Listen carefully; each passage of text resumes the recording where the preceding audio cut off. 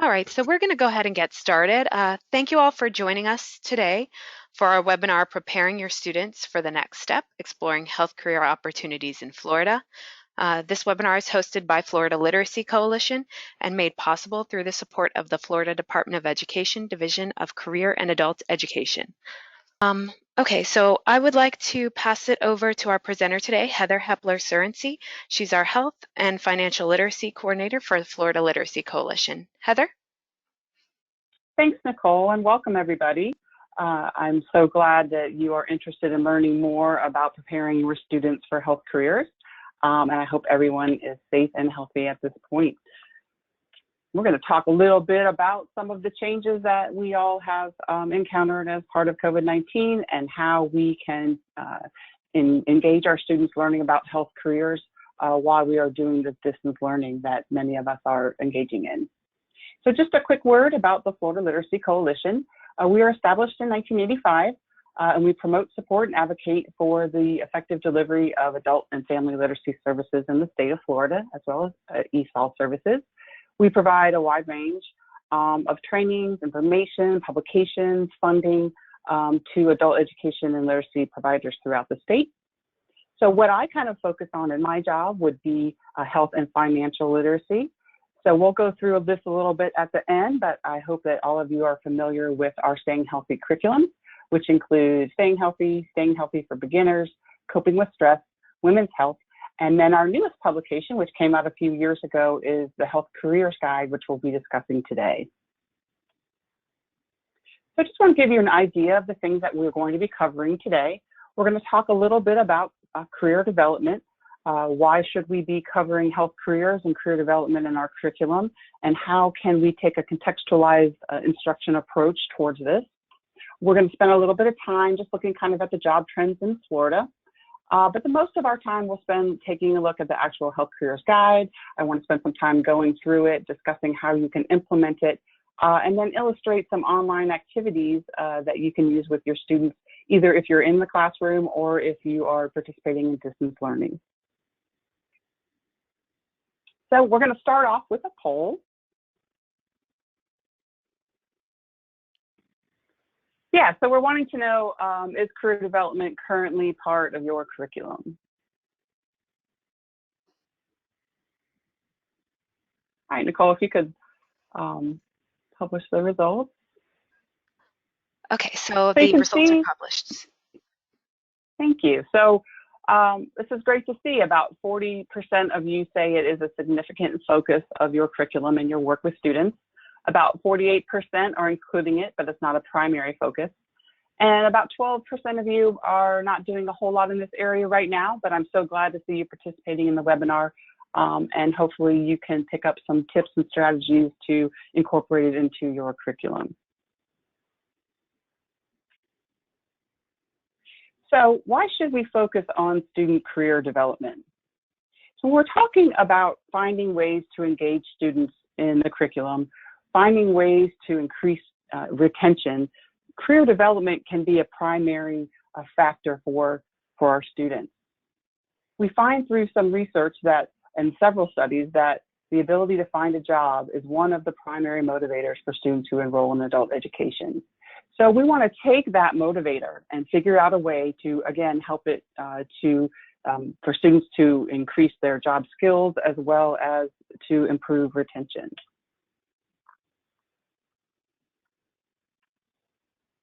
So what do we know about student career development? Well, we know from a state of Florida report that students who make learning gains have a better chance of improving their employment outcomes, and that makes perfect sense. We also know that approximately half of unemployed adult students who make learning gains will subsequently find employment. And we find that adults who were employed prior to enrolling experienced higher earning increases as those who did not make gains. So just to summarize, we know that students are motivated by getting a better job, a higher paying job, one with benefits, one that uses a higher level of skills. We know that the farther along students go in their adult education program, the more likely they are to find employment. So that's really a good motivator and good for us to keep in mind as we're designing our curriculum. Because if we tap into students' motivation to get a better job, then we really can get them enthusiastic and excited and help them move through and make academic gains. So students we find with career goals have a higher success rate than students who do not have goals. We also find that when we start to integrate topics into our curriculum, students can acquire their skills even more quickly than when we only focus on core subjects. So we really want our students, when they come to class, to see how this relates to their life. How is what I'm learning in the classroom today going to help me outside of the classroom? So at SLC, we spend a lot of time focused on a contextualized instruction approach. We do this because the research is very strong, showing that this contextualized approach is very effective with students. It helps them to learn the basic skills that they need, including math, language, reading and comprehension, while they're also acquiring and practicing important job-related skills or life-related skills, depending on the topic. So the core job skills that we want our students to gain through career development would be computer skills, personal skills, being able to work with others. We want to help improve their critical thinking skills and their research skills. We want to increase their confidence. And we definitely want to increase their communication skills, because we know that's key to almost every job, is the ability to communicate with the public, maybe answering telephone calls or responding and providing information in an email, for example. So in contextualized learning, we're kind of balancing these job skills with also focusing on basic skills. So a question that I have is, do most adult education students see an achievable path to a good job? I think it's really important that our students are able to visualize the path, visualize the steps to getting a good job. Because if they can't visualize it, it's going to be very hard for them to reach their goal, So that kind of path is being in adult ed classes or GED classes, moving on to post-secondary education and training, whether that training is a few weeks, a few months, or a few years. And that is going to open up the job opportunities for our students. So really, we could begin this career development infusion into our curriculum starting at the beginning level. Now, the health career guides that we're going to go through today may not be for the beginning level students, but we can start to plant some seeds. We can start to teach some job skills. We can start to make people familiar with vocabulary terms or specific field terms for the healthcare field. And then higher level students can benefit from a more targeted career curriculum. And that's what we're going to talk about today, with a focus on the high demand jobs that are available in Florida. So I'm going to take a second to launch our second poll just to get some feedback from you. I think that the poll is open right now. So do you think that most adult education students can see a clear path to good job opportunities with a continuation of education? So I'm kind of interested to know, based on your discussions with your students, do you feel like they can see that path towards opportunities? So you can go ahead, Nicole, and launch those results. Okay, I'm going to launch them now. Okay, they should be up on the screen. So that's fantastic. So 76% of you feel that your students do see that path. They do see how they can continue on, and that's fantastic. And I would love, as we go along, if you could share in the chat box or in the question box some strategies or anecdotes that you've heard from students as they're kind of moving through this process. But for some of us, it looks like maybe 8% of us, our students still aren't quite sure what that path is. So today we're going to talk about some techniques and strategies to help students to see that more clearly. And 16% of you said you were not sure. So I think that makes sense as well. Until we really start to infuse this into our curriculum and have these conversations with our students, sometimes it's kind of hard to tell where they're at. Okay, so we're going to spend a few minutes kind of talking about how to help your students visualize success. So you've probably seen something similar to this before. It's from the U.S. Bureau of Labor Statistics. And it's basically just looking at the link between education and earnings and unemployment rate. There are some exceptions to this, but in general, we see that the more education that we have, right, the more money that we're going to make. So we want students to see this particular connection. However, what we're going to talk about today a lot is this some college, no degree area, as well as maybe a certification level. And then also we'll talk a little bit about the associate's degree. So all the jobs that we're going to talk about today require 2 years of training or less, but many of them are just a couple of months. And the more skilled our students can be, the more certifications they can achieve, the higher earnings that they will experience and the higher demand for their skills. So let's talk about a few of the resources that can help our students to visualize success. So I've done quite a few trainings with adult education students around the state, and they really find this information exciting. When I talk about it in a classroom setting, they have so many questions and they're so excited when we start talking about career source especially. But the state of Florida has funded a comprehensive workforce development program. I know most of you are familiar with it, the Florida Workforce Innovation Opportunity Act. And these resources can really be key for our students in terms of training and certification. So in 2018, about 136,000 individuals received services from CareerSource and found jobs. So we can see it's really making an impact in our state. So this is a screenshot from CareerSource Central Florida. If you've never navigated their site before, I really encourage you to do so. So CareerSource is divided into regions. I live in Orlando, so the Central Florida region would apply to me and to my neighbors.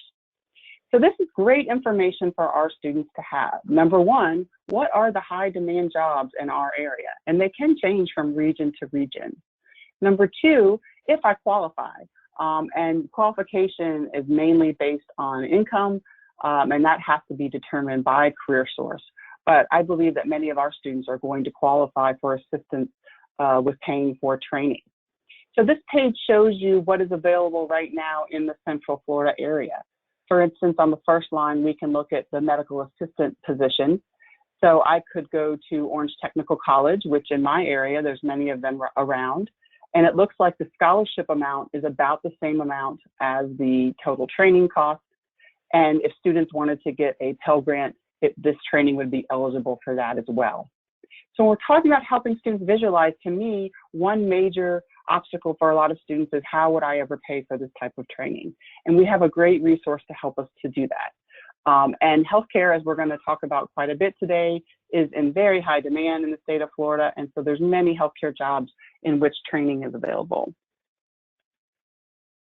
We also have Job Corps, which is a job training and housing program for people aged 16 to 24. And there's training in a variety of fields available.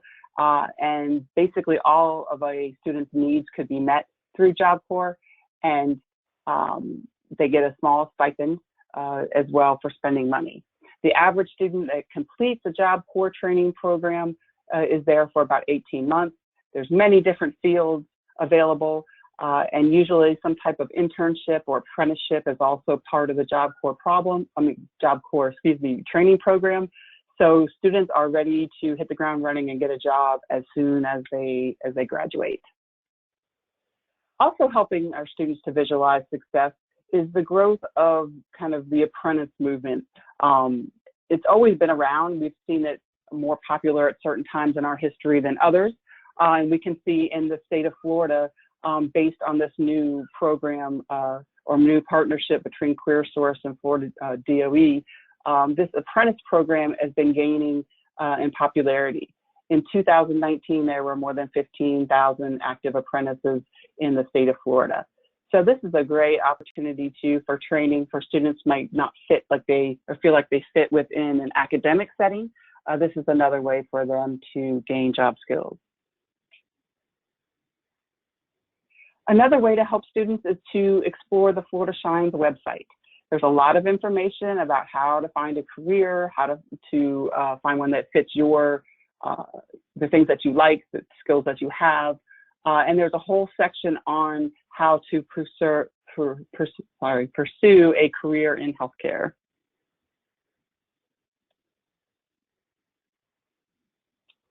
So the second section I want to talk about today are job trends.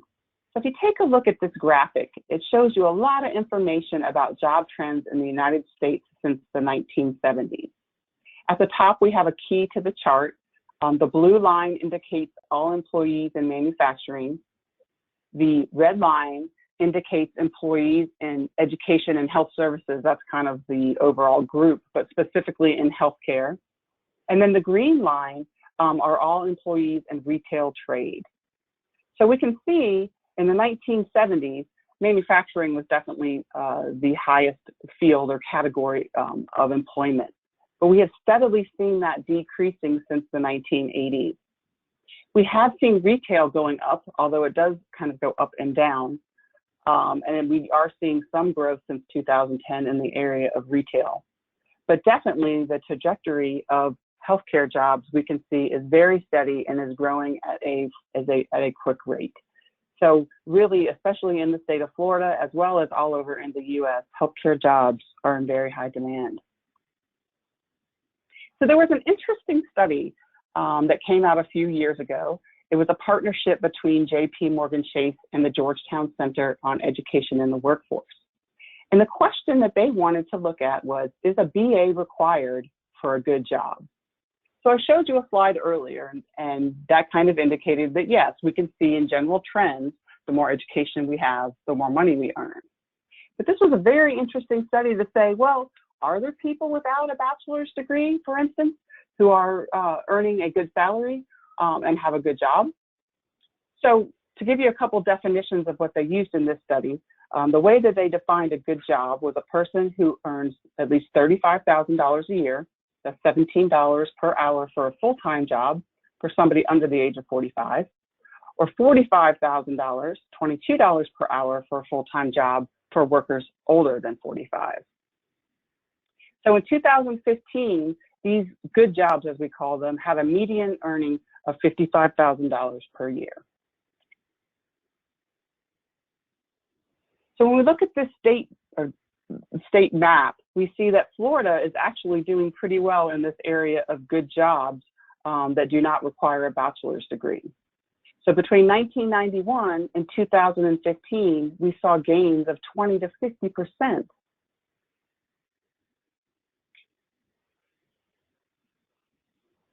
So this specifically lets us take a look at what is happening in Florida. So at the top left of this infographic, it tells us who has these good jobs. So we can see about half of these good jobs, and again, remember the definition that we had before, about 51% had a bachelor's degree.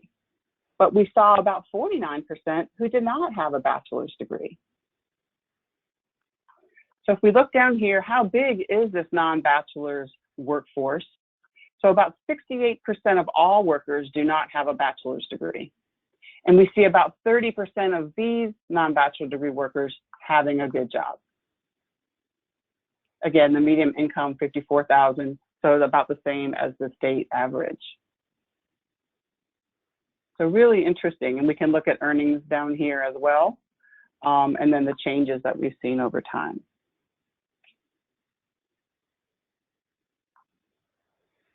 So as I'm saying, we have this exploding growth of healthcare jobs.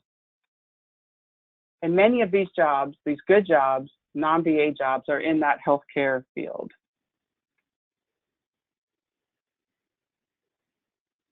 So if we look at the US jobs projection through 2026, 1/3 of all new jobs will be in healthcare. It's the largest job sector. It's projected to add nearly 4 million jobs by the year 2026. Healthcare support occupations are projected to grow by 23.2%. And especially in Florida, we have factors such as the aging population, longer life expectancies, growing rates of chronic conditions. We have a lot of retirees here. So really, it's just kind of explosive growth in the state of Florida. So I found this graphic on floridajobs.org, and it gives you specific information about the 50 fastest growing occupations in Florida. This only shows you the top 25. But we can see that many of them, again, don't require a bachelor's degree, and many of them fall within this area of healthcare, which is why FLC decided to focus on healthcare jobs for this guide. So the first one we see is physician assistant, and that definitely does take a bachelor's degree or even higher. But we can see a home health aide is the second fastest growing occupation in the state of Florida. So I really like this graph because it gives us a lot of good information. It tells us how many jobs are projected to be in the future. It tells us how much it's going to grow. And then it tells us the median hourly wage. So all good information for students who are trying to decide what type of job or career they want to pursue.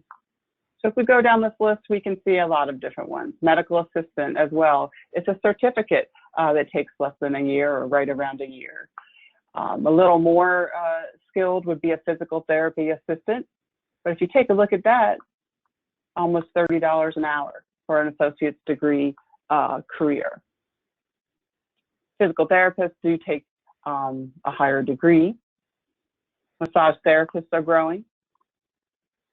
So their median hourly wage is $18.30, and it's a certificate as well. And a lot of these, as I mentioned, are covered under the Career Source training because they do focus on the highest demand jobs in each region. So we're going to go ahead and launch our next poll.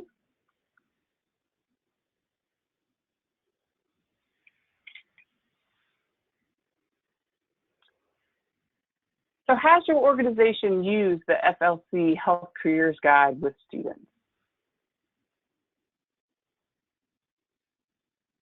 So just take a moment to give me an idea of how many of you have used this before. We do have it available, and we'll take a look in a little while. We have it available online, and that's probably the best way to use it. We're going to go through it, but we also have it available in print. All right, if you want to go ahead and launch those results, Nicole. Okay, yep, they should be up on the screen now. Thank you. So about 30% of you have used it before, 15% said you haven't, and 55% of you are not sure.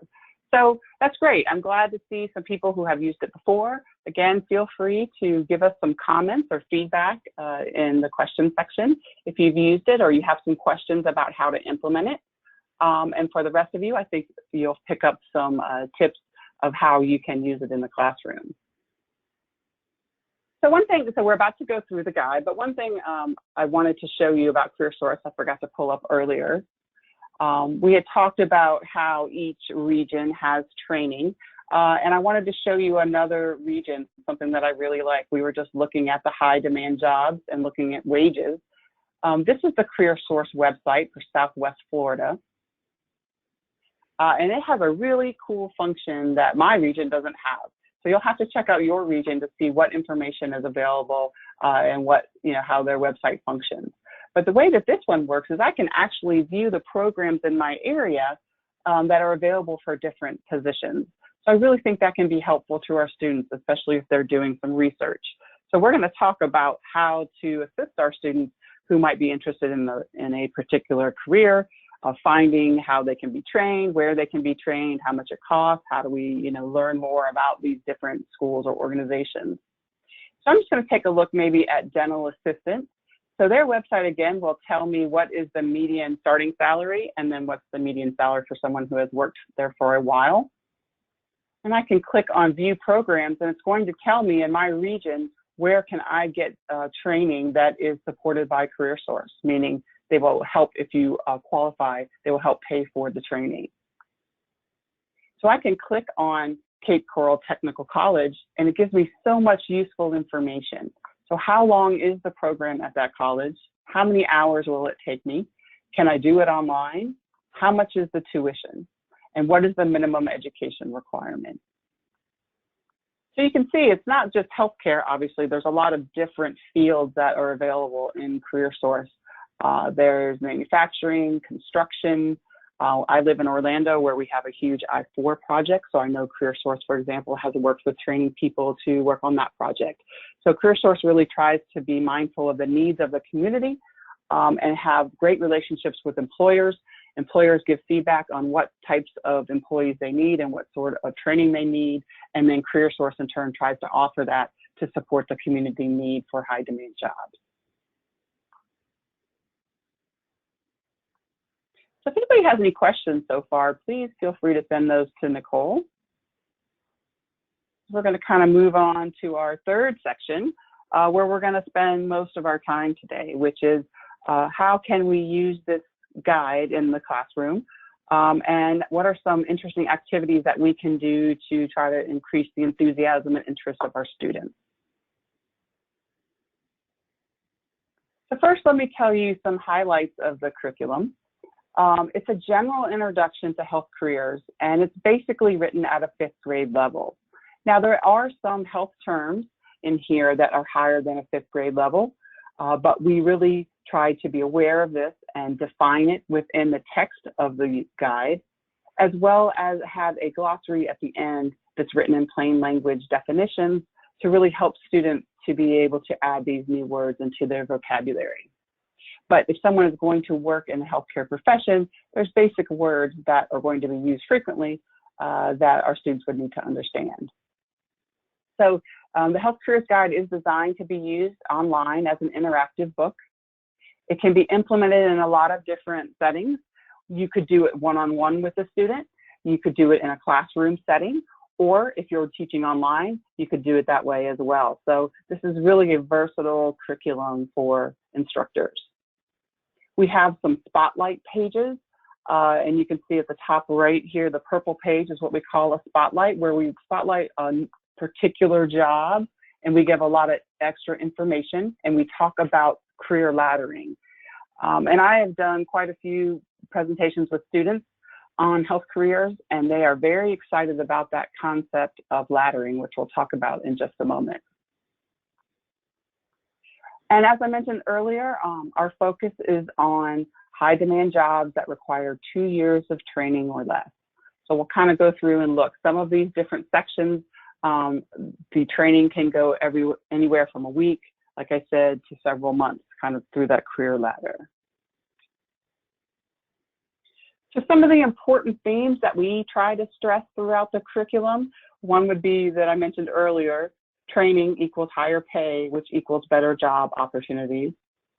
We really try to stress, again, that idea of stacking jobs or career ladders, that there's a lot of future growth opportunities. In my work with students, I have heard that that's something that's really important to them. They're scared to jump all the way in, maybe to a bachelor's degree program, or don't feel like they have the academic skills. But when we're able to stack it or kind of break it into smaller pieces, it doesn't feel as overwhelming to students. Another theme that we have is we really want students to realize that the training opportunities are out there, and that helps them with that visualization. And then we want to expose them to a wide variety of job opportunities. There's a lot of healthcare jobs that don't directly involve patient care. So someone, for instance, may not want to be in a clinical setting. They may not want to work with patients in a clinical setting, but there's so many other important jobs. So we don't want people to miss out by just thinking, well, I have to be a nurse or I have to be a home health aide, and that's all that's available. And I just want to say thank you again to the Florida Department of Education for funding the development of these guides. I'm going to leave the PowerPoint and bring them up, and we're going to just kind of navigate through them.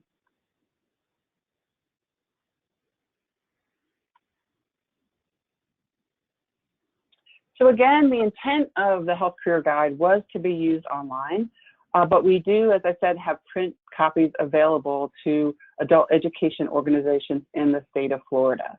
So just depending on how you're planning to use it, you could use both the print version and the online version. Some students like to have it something that they can take home and look at on their own time, and they can also look it up from home. The only, I guess, negative of the print version is you don't have all the wonderful resources, but they still have a lot of the basic core information that we're going to talk about. So you can see I have two up here, two guides. The one on the left is the teacher's guide, and the one on the right is the student's guide. So we don't want instructors to feel like they can't cover health careers in the classroom because they're not an expert. This is just a general introductory overview of health careers, and we developed this teacher's guide to help teachers feel comfortable with the content. It's more about learning where to access the information, and it's more about identifying the skills required than being an expert in any particular job.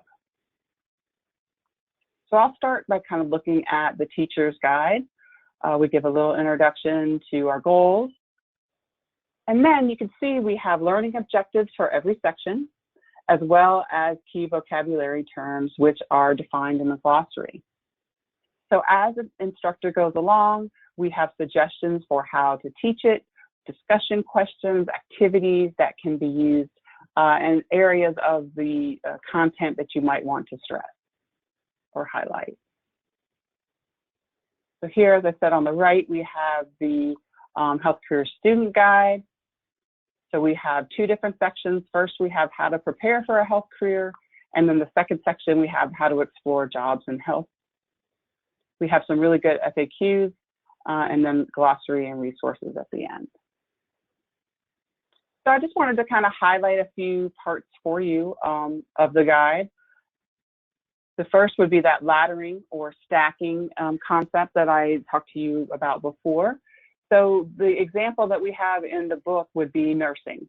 So this just kind of shows a student how they could progress through the nursing profession. So at the bottom, we have kind of a lower level job or lower education skill level job, and that would be a home health aide. And then if a student wanted to continue, they could move on to a semi-skilled job, which would be a certified nursing assistant. They could stay there, or they can choose to move on. And it's important for students to understand that these training programs have a lot of similarities. So if I've become a nursing assistant, I've learned some information that I can then apply to this next credential. If I'm a licensed professional nurse and I decide to be a registered nurse, I don't start all over, right? I pick up and I continue my education where I left off. So I think it's really important to highlight and spend a good amount of time on that concept of career laddering. We also just talk about how to choose a career. What are some things that you could do in the classroom or a student could do to learn more about a career? Job shadowing would be a great one. So we encourage students to think about that, or just perhaps even a phone call or a classroom speaker that could help them understand more about a career. But really a lot of it, as we all know from personal experience, is trying to figure out who are we, what are we good at, and what do we like to do. So an instructor can really be valuable in helping a student to kind of figure those things out about themselves. At the bottom of the page, we have some suggestions of what makes a good healthcare worker. It's hard to navigate. Somebody who's honest, who works hard, who's friendly, wants to learn new things. So just, kind of give them a good idea of what it might be like to work in a healthcare setting. And the basic skills that are going to be required in this setting as well. Communication skills, as we talked about, for many of the positions, people skills. There's a lot of computer skills that might be required if someone's, for instance, working in electronic records or making appointments. Thinking skills, academic skills, the ability to learn new information or seek out new information as well. So as your instructor is going through this, again, they can be referring to the teacher's guide for more information. I'm going to go back up here a little bit. Okay. So we talk about basic skills. Again, this is a contextualized learning approach. So we want to make sure that our students are gaining those skills in numeracy, critical thinking, reading, and comprehension as we're going through the Health Careers Guide. One example of a way to do that would be to look at this graphic about how much a person makes, median income for a particular position. The one that we highlighted was dental assistant. So talk about what is median, how do we calculate the median? And just the skills of reading a graph as well can be really useful for our students. And as I said, we have these highlighted terms with easy to understand definitions of all of them. High demand is also a term I think we need to make sure that our students understand, because high demand means they are going to be able to get a job in Florida, obviously, but also that they can take those skills and likely get a job anywhere in the country where they may relocate.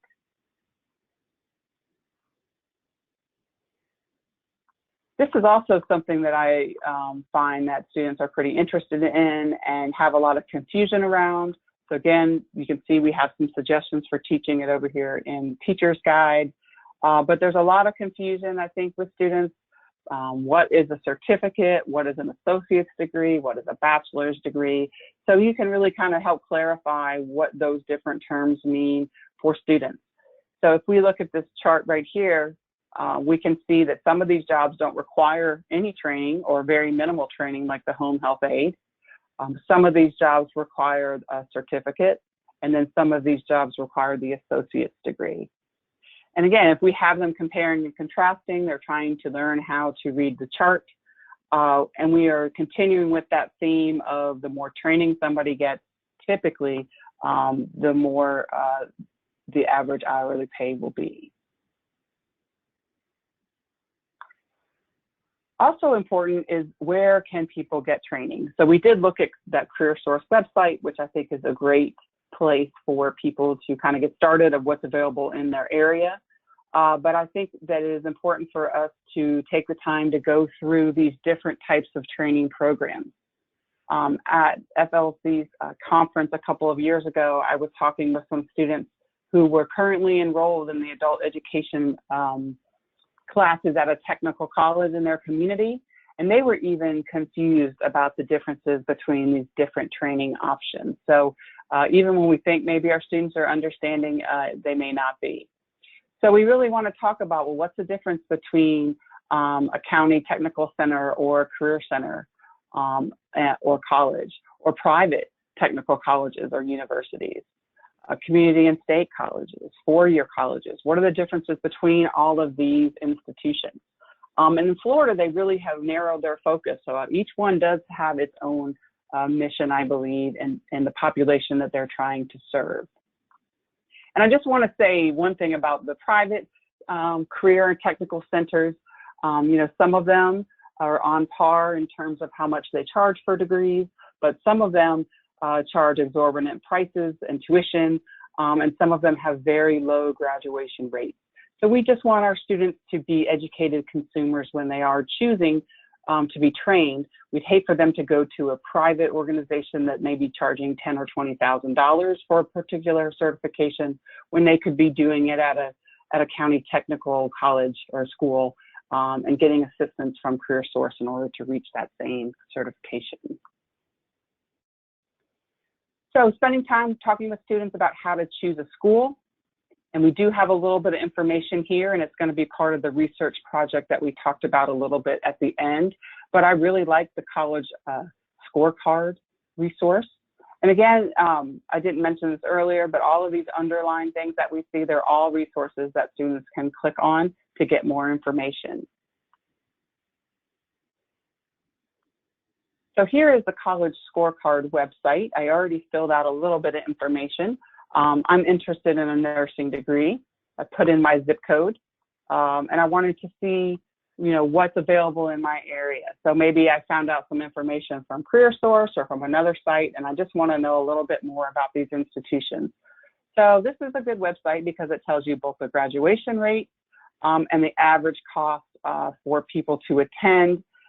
The only thing that's a little confusing is they now have been forced to include living costs, which makes it seem a little bit higher than just straight tuition. But it really can give students some good information. And I think that graduation rate is an important thing for students to look at. So you can see I would have a lot of different options within my area with varying prices and varying graduation rates or completion rates.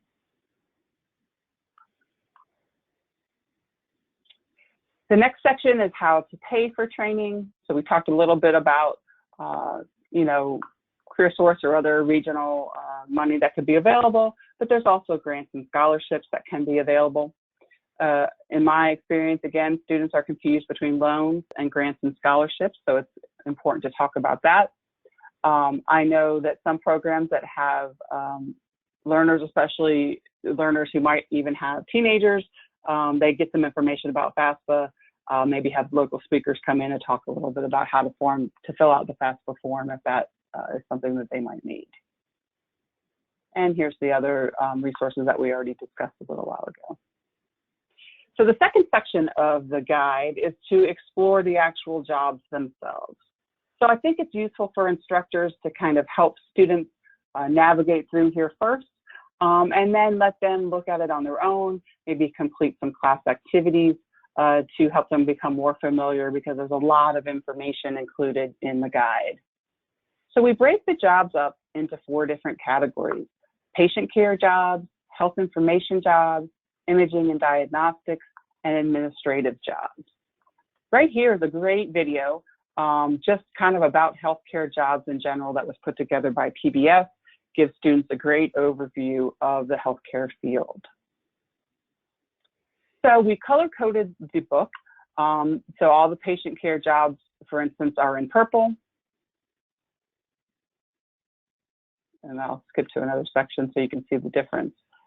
So that we did this to try to organizationally help students see that these are very different jobs with very different descriptions and skills that are required.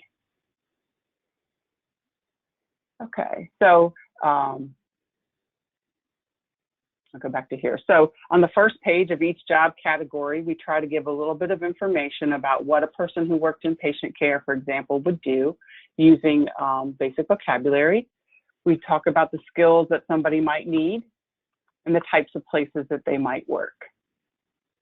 So the reason, just to back up a little bit, the reason why we put this guide together is because we really did not find anything that had all of this information together in a clear and easy to use format. And that's kind of the feedback that we've gotten from students, is they like to be able to learn about how to access money, how to access training, as well as what are the different positions, and learning how to learn more about them. So in the beginning, I think it's important for instructors to go through what these job listings look like. How do we find the right job? So we break down the list, the way that we kind of put together each job description. And these are also things that they might see if they were looking for a job on the internet. So we do encourage you to spend some time talking about the different terms that could be used. So we call these job titles, but on an internet search, it could have a different name. We highlight the duties. We highlight how much training would be involved. What are the next steps? What is the pay? And how can I learn more? Okay, so for our example here, we have the medical assistant, and that's the most common name that's used. What does this person do? They assist with a wide variety of patient and office work. Duties include patient care, lab tests, EKG testing, and office work. What is the training that's required? Well, it can take anywhere from 4 to 12 months, and it would involve getting a certification. We can talk about pay. The starting pay is $12. The median pay is $15, and they've learned about median pay in the previous page. So again, talking with students, this next step seemed to be really important. So if I become a medical assistant and I want to do more, I want another position, what can I move forward to? So registered nurse would be one example. And then students can click on Learn More, where we have video and other internet-based resources to learn more about the position. So we have lots of different jobs in the patient care area. So we have a physical therapy aide, personal care aide, home health aide, occupational therapy aide. And you can see the highest demand jobs are going to have that little fire next to it. So here's a spotlight example I was talking about, and that's where we show specifically the laddering for a particular field. So you can see that I could start as a certified nursing assistant. That's going to be 6 weeks of training. My next step would be the licensed professional nurse, and then I can learn more about what that position would entail. That's providing nursing care to patients in nursing homes, clinics, and hospitals. I would be giving medications, taking care of wounds, and checking vital signs. The training for that would be 11 to 13 months. So when I work with students, they can pretty easily move through here and be like, no, I do not want to take care of wounds. This is not the job for me. And then we have them kind of move on to another section. Other careers, pharmacy technician, training is 12 months. But if we look at EMT, that training is a little bit less. Some and it can vary from institution to institution, but the average is 16 weeks for that. Physical therapy assistant, we could see as a little bit longer. So it's great to look with students at these different training amounts of time. We do another spotlight here on dental care.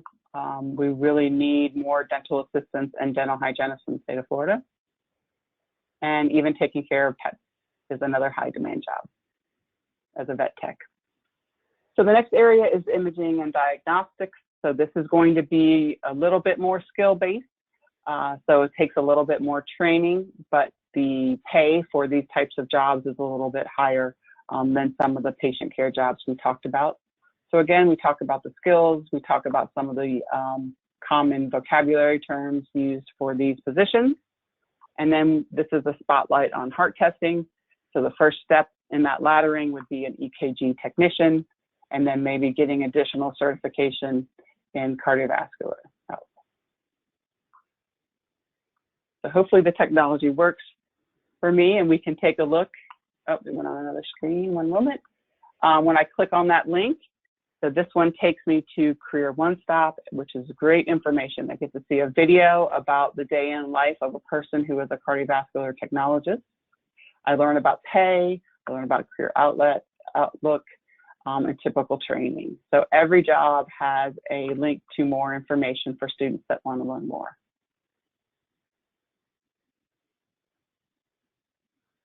Sorry, it took me.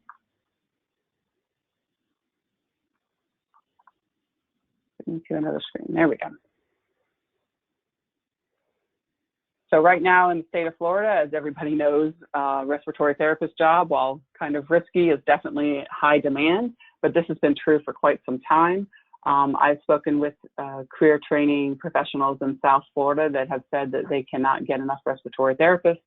So even here we have the median pay at 27, but many people are being paid much higher than that just because of the demand. The next section is the administrative and support services. Again, skills checklist.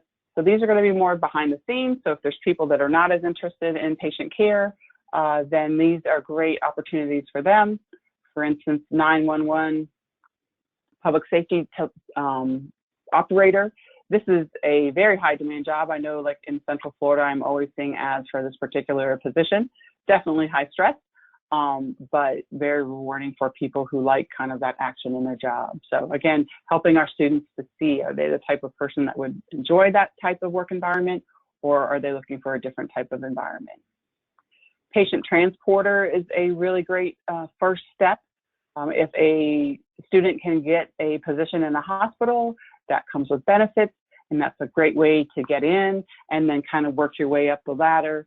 So the next step for a patient transporter in a hospital, for instance, would be an admitting clerk.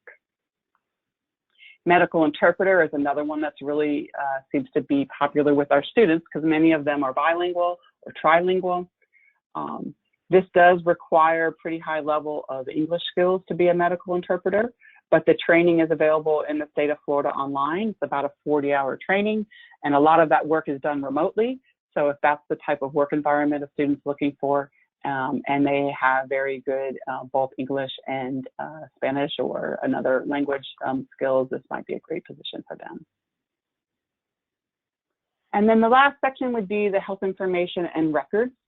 So this is really a growing field for sure, because as we move more towards these electronic records, when we see patients interacting more with their healthcare providers online through these portals, most hospitals and major health practices now have portals where you can see your records and you can ask a question or you can get medication refills. So if somebody's interested in working in that area, that could really be useful. Also, there are some in-person, like a health unit coordinator job is a person who does work on the floor in a hospital. And they do a lot of the clerical and kind of behind the scenes work to support the healthcare staff. Admitting clerks, medical code and biller. This is about an 11-month training, and it can be done online as well. And most medical coders and billers work from home. This is a rapidly changing field as well. So if somebody really kind of likes order and is very organized and precise. This might be a great, and like numbers might be a great field for them. Sorry. And then the health informatics specialist, this would be a job that you can have a variety of levels. You could have an associate's degree, a bachelor's degree, a master's degree. There's just so much that goes into the computer systems that support in the back end healthcare systems. So we also have a frequently asked questions section, as I mentioned, that comes after these health job listings. And we tried to, think based on our experience of talking with students, what might be some of the questions or concerns that they have about entering into the healthcare field or trying to enter a training program. And the number one question was, I'm not the best student in high school, is this for me? And this kind of goes back to our role as instructors, I think, to building confidence and helping people to be able to visualize the path. There is a job for everyone, as we just looked through. So many different skills and training levels are available. So for most of the jobs that we talked about, not all of them, you do need a GED or high school diploma, but there were quite a few, like patient transporter and a few others in which you do not need a high school diploma, but for many of them you do. There is a requirement to pass a background check, so there's a little bit more information here about that. But anyone who is working in a healthcare center or healthcare provider has to have a level 2 background check. The exception could be if somebody's working on computers or kind of that back end area that we talked about. And somebody might say, well, I'm kind of interested in healthcare, but not any of these 25 jobs that we talked about. I want to click here. There are hundreds of healthcare jobs available. So this is a great area for people to try to do some research into what kind of job might be good for them. So they can explore all the different health careers here, and you can sort it by training, the amount of time that they would be involved in training. So as I mentioned in the back here, we have the glossary for a lot of the words that were covered throughout the guide. Additional student resources. So I want to take another minute to look at the teacher's guide. So we kind of have all of these pages, screenshots of them, again, with ideas of small group discussions or class activities that you could do with your students. And this is all available online. And with each section, we do have worksheets as well. And I am working to get a lot of these online so that you can use them more easily if you're teaching in a distance learning format. Pronunciation activities. So what I want to kind of talk about now would be this kind of health career research project. And we've broken this project into multiple steps. So if you're only going to teach this over a class period or two, it could be shorter. But really, an instructor has the flexibility to choose how much time they want to spend. One class might be a little short, but you could probably do it. But if you decide to offer additional classes, then you can really start to get into some of these hands-on activities, which will help to build your student skills.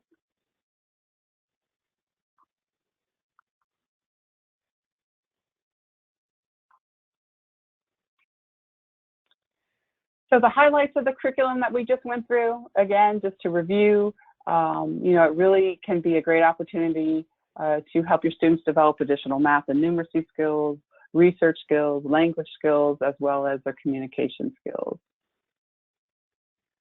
So here's an idea I wanted to talk about that Santa Fe Community College did. And this is kind of a higher level of contextualized learning. And this is written in the teacher's guide, so you can read a little bit more about it. But they had the idea of incorporating the basic life support, the BLS certification into their class. So if people want to work in the field of healthcare, almost all jobs that involve being around patients at all require this BLS certification. And so what they did was they had one of their instructors actually become a basic life support instructor. And they infused this into their curriculum and taught it over a longer period of time. Now, I do work with people through our health literacy program or health literacy initiative who just offer it with an instructor that they get from the community. And that can work too. It's a great way to learn about anatomy. It's a great way to help students increase their confidence. Some of them have never received a certification before, so going through this basic life support can really be a confidence builder for them. But Santa Fe kind of took it to the next step, which is they teach it over a long period of time. And since they have an instructor at Santa Fe who is actually also this basic life support instructor, she can move at the student's pace, whether that's faster or slower. And she can also ensure that eventually every student receives their certification. So to me, this is a great example of really taking that contextualized instruction approach, and the students come out of it with a skill that can be really useful in terms of the workplace. They also kind of progress on to an even higher level program, which is they have a pre-CNA program where they help students who are interested in becoming certified nursing assistants. They take a pre-certificate or pre-class where they learn the terms, they learn a lot of the information that they will get when they enter the actual certification program, but it kind of primes them and gets them ready to enter. And they have seen that more students successfully complete the CNA training when they take this class ahead of time. That really kind of builds their confidence and helps get them ready to pass the certification.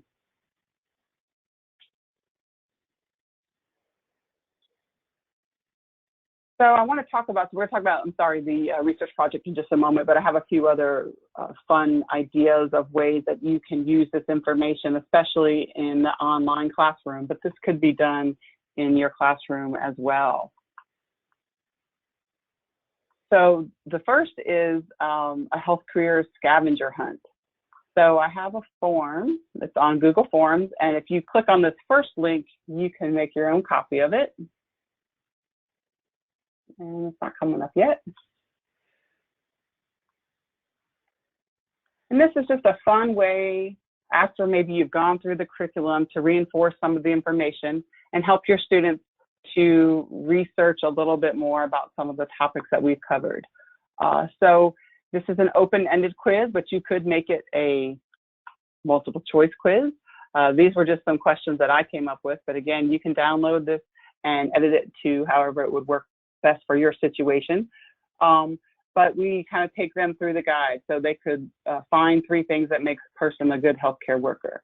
Where are 3 places that you can get health job training? Jessica wants to be a licensed practical nurse. What website could she learn more about being an LPN? So this is really kind of the first step of what we were talking about, a research project, helping students start to figure out where can they gather more information about health careers. So that's one way to do that. I also put together a Quizlet beginning vocabulary list. So this is another fun interactive way. You could use this either before or after you go through the guide with your students. I don't know if you're familiar with Quizlet, but there are free versions and paid versions. This is the free version, and you can use it as a flashcard study type activity. But I think it's really fun to do the matching activity, and the students can even play against each other.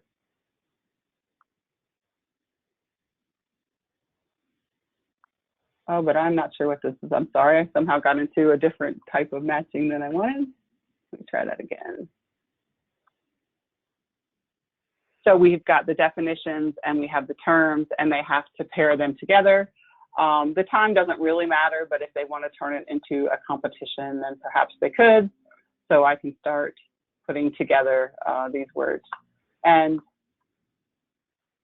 that's what happens if you're incorrect. So it gives the student a chance to continually try to get it correct. Another example of a way that you could use this through distance learning would be through Kahoot. I'm just going to show you real quick. I know we're starting to get short on time. The way that Kahoot works. But basically, this would be the instructor screen. I've set up a Kahoot quiz. I tell my students what the PIN number is, and they have to enter that into either a mobile device or their computer. And then we can play the game. So you can see here, I've already logged in, and I have a nickname.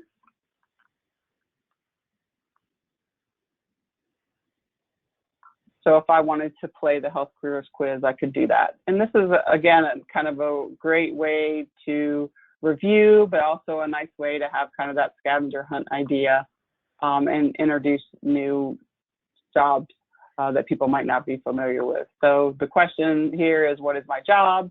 So if I click, actually, I'm sorry.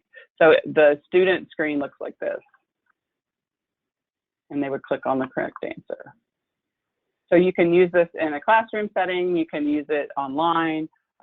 It's really fun to play. Students really seem to like it.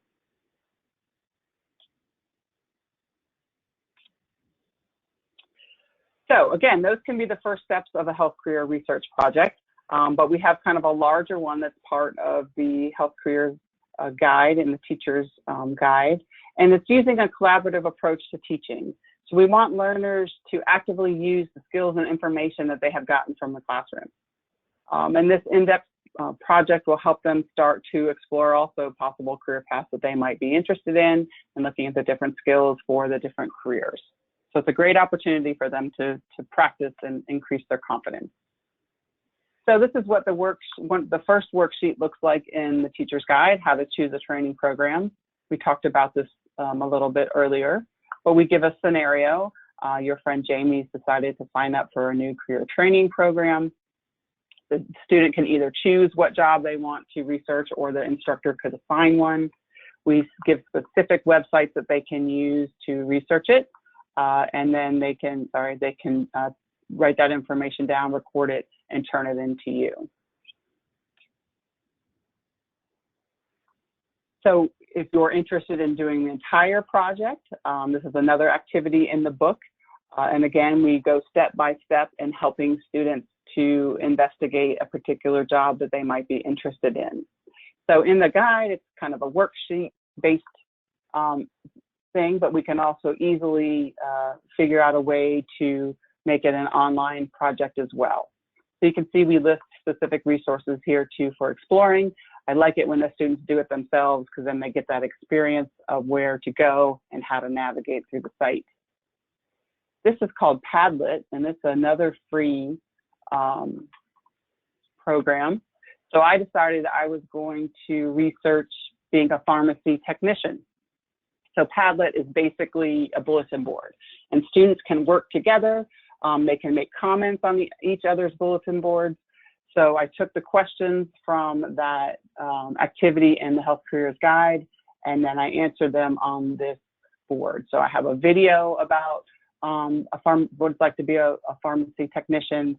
I researched how much it pays, why would it be interesting to me, where would I work, what questions would I want answered about this job, and maybe I could even try to call somebody or have a speaker come into my class that has that particular job, and how much training.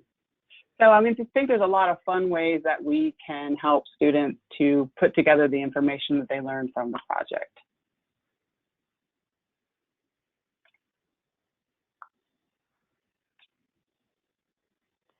And doing this type of project, as I said, really does improve student confidence in both their skills and their ability to be successful. It illustrates the connection between the classroom and real life experiences. And as we discussed at the beginning, really that's what helps with retention. That's what helps with students being excited about coming to class, when they can see how what they're learning applies outside of the classroom. And also, I think this research project can meet the needs of learners with varying skill levels and learning styles. So depending on the level of your students, maybe you do one career as a class and you all work together. Or perhaps you break them into groups if you feel like your students are kind of at a higher level, and the instructor can give assistance as they progress through it.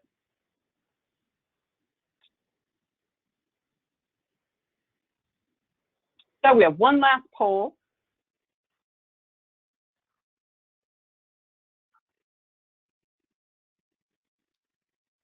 So in your opinion, what are the barriers that prevent adult ed students from transitioning to post-secondary education or training? Is it the length of time required to improve their skills? Is it a lack of self-confidence or fear of failure, family or work demands, a lack of understanding? So you can choose as many of these as you feel might be relevant, or if you have some other ideas of what's affecting your students, feel free to put that into the chat box.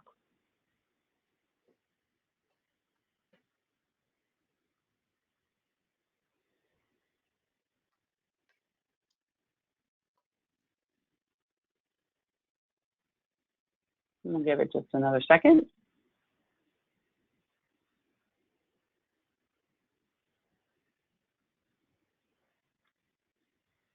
Okay, you want to launch that, Nicole?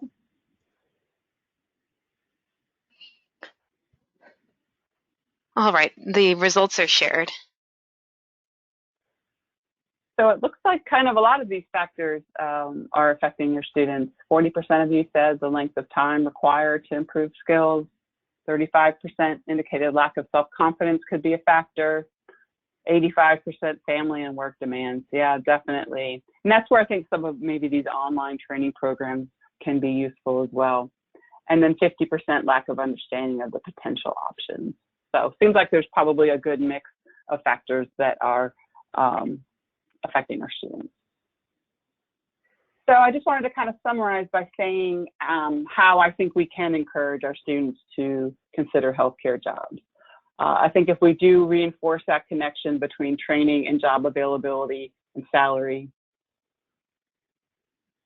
if we highlight the shortage of healthcare workers, healthcare employees, especially bilingual ones, for our students who are bilingual, trilingual, it really offers them a special opportunity for employment. I know many of the jobs that are posted require that people speak more than one language. Discussing and showing them the availability of paid training programs, explaining that concept of a career ladder, that we can break training down into steps that don't feel quite as overwhelming, and really helping students to see how their passion and skills can fit the variety of jobs that we have available. I know just in researching for this guide, there were several jobs that I learned about. Even being in the public health field for my career, there's things that I did not know about. So I think there's always room for all of us to learn more about the wide variety of jobs that are available. Okay, have we had any questions, Nicole? Yes, we have a few questions. Or comments? Great. All right. So we had more than one person ask this question. Are people unable to qualify for work in some of the entry-level health positions if they have a criminal record? Right, that's a great question. And as I said, that we did try to address that. Let me go back to it. It is a level 2 background check for ones that work with patients. Again, not all positions work with patients, but that is going to maybe be a barrier. But let me see if I can find that slide real quick. The slide that I had, oh no, let's see, I'm pulling it up. There is a specific list of what charges would have a person not be eligible for a healthcare job. So if you kind of go through that with the student, you can actually get that specific information. Any other questions, Nicole? Yes. Let's see here.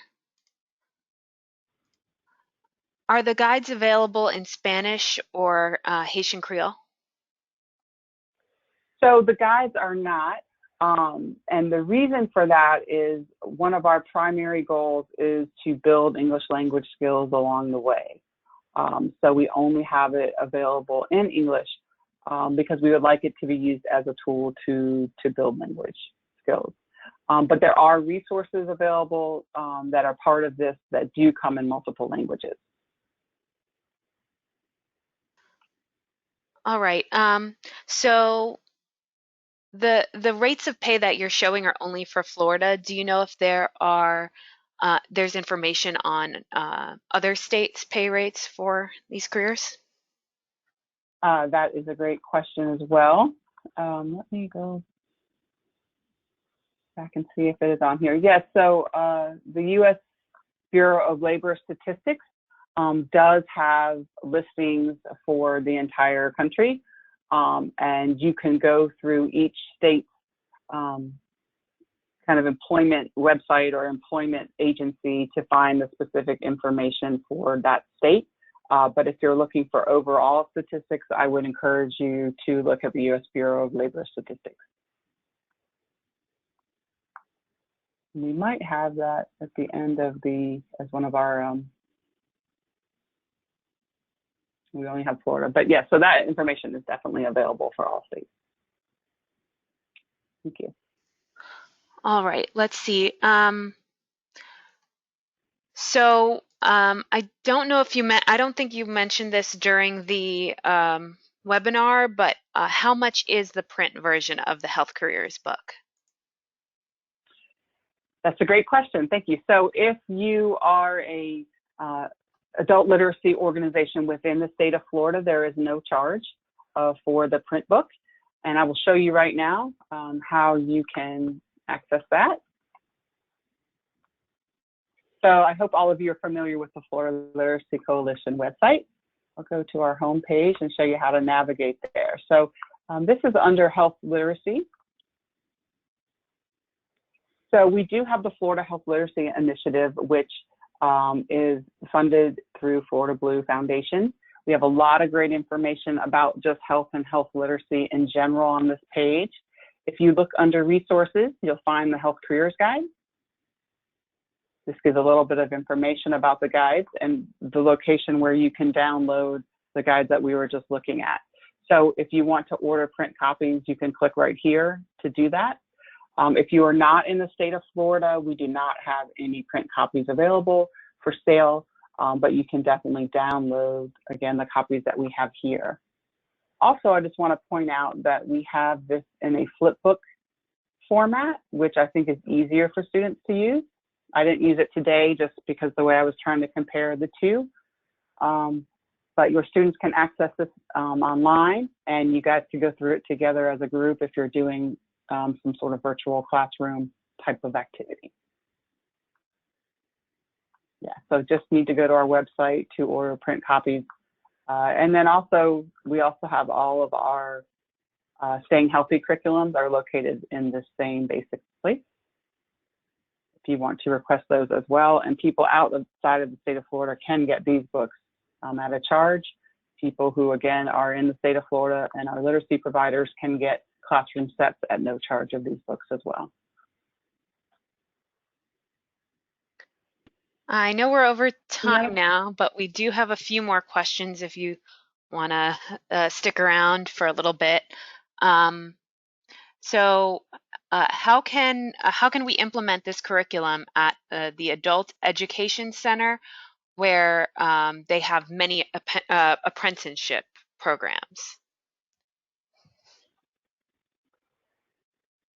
I guess, so I need a little clarification on that. So if you're saying, read me the question one more time.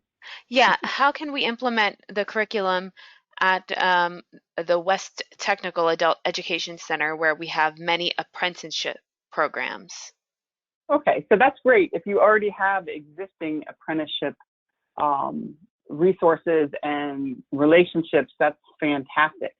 So I would say a lot of the information in this guide is going to help them as they prepare for that apprenticeship about job skills and developing, especially those soft job skills of how to be a good worker, learning about yourself, learning about expectations of employers. So some of these jobs do allow for apprenticeship, but most of the healthcare jobs, you have to have that certification piece first, the training piece first, and then the apprenticeship comes next. So perhaps those could kind of go hand in hand if a student is able to take the training classes and then do an apprenticeship or an internship after.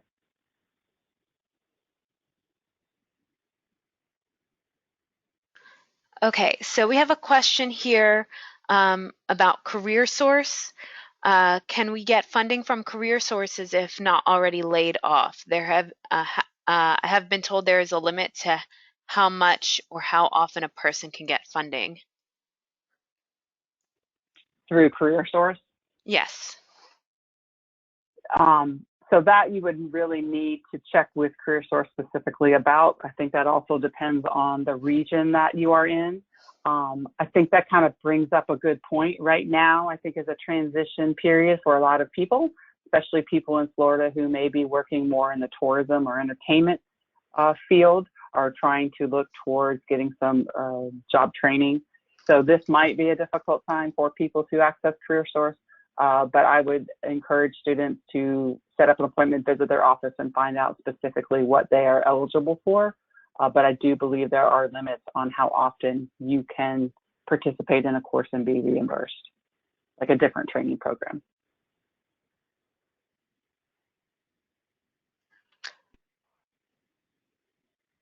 Okay, we have one more question here. Do transportation workers need CDL? Yes. So you're asking if they can get that training through CareerSource. We would have to look that up. I really focus more on the health career jobs, but I do believe there is a training program for that through CareerSource for a professional driver. And that is the last question that we had.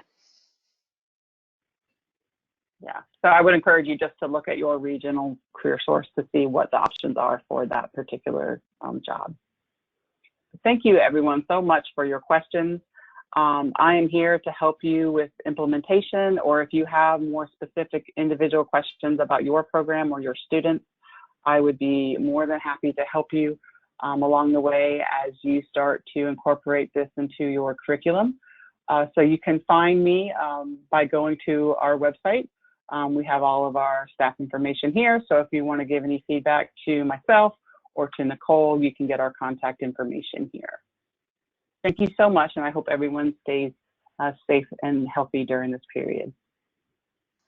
Thank you everyone for joining us today. I do want to give you guys a quick reminder that we'll be sending out a survey tomorrow along with the recording of this webinar and the PowerPoint. So please remember to fill that survey out when you receive it.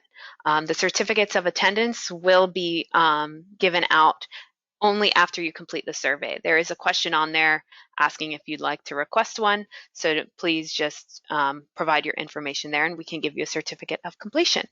So with that, we're going to go ahead and close for today. Thank you so much, Heather, again for doing this session for us, and I hope everyone has a great rest of your week.